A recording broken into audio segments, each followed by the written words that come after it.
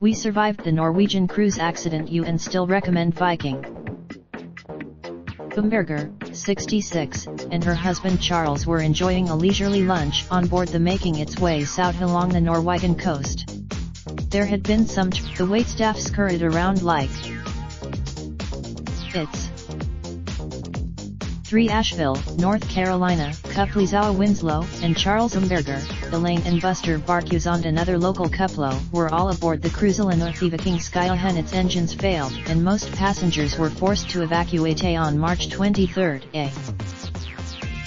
Bamberger said nearly 1,000 passengers, many of them quite elderly, worked to make their way to their assigned emergency muster stations as the ship rocked with violent waves. Everything. The Bambergers reported to their muster station, a windowless theater on the second floor of the ship, below the waterline. Winslow found this, but the Bambergers and their muster mates were the lucky ones, she said. Another Asheville couple, Elaine and Buster Barkus, had been assigned to the other major muster point in the ship's dining facility where the breach occurred. Bruce Barkus said the couple isn't yet ready to discuss their harrowing experience at all. The ship was, which the passengers in the restaurant muster could see all too clearly through the panoramic plexiglass windows. Between the torque of a wall of Arctic water washed in, and Elaine Barkus was thrown about 20 feet pinned to the floor by the sheer weight of the water, Bamberger said. Bruce was able to the Barkuses and the other drenched passengers in the restaurant muster were quickly evacuated to the lower muster point to await evacuation by helicopter. Bamberger said the passengers were afraid to board the helicopters, Bamberger said, explaining that the cruise's demographic tilted older and the still punishing winds didn't inspire confidence.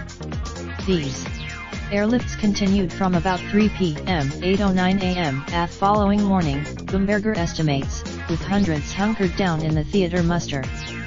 Young and remarkable, as the squall broke, 2 tugboats were finally able to steady the ship after danger had passed, but there were still around 500 passengers aboard the trashed cruiseliner.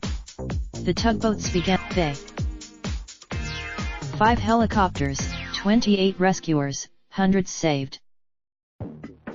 Bamberger said she can't overemphasize the professionalism, composure, and superhuman. To Bamberger's astonishment, as the ship was being towed to Mold, Viking staff served the passengers in the theater a mid-morning meal and even honored the original dietary requirements. Bamberger said, the Viking crew members, who by this point Bamberger assumed must have been awake for around 36 hours, cleared the passages of glass and managed to provide turn-down service to the cabins. Passengers were given suddenly, it was like any other day on the ship, she said. Bamberger said one of the most surreal moments of her life was when they arrived at the nightly show the day after the chaos of the accident. There, the captain was received to great applause, and the passengers gave senior officers a standing ovation. The CEO of Bamberger acknowledged that her experience in the theater muster point was the best.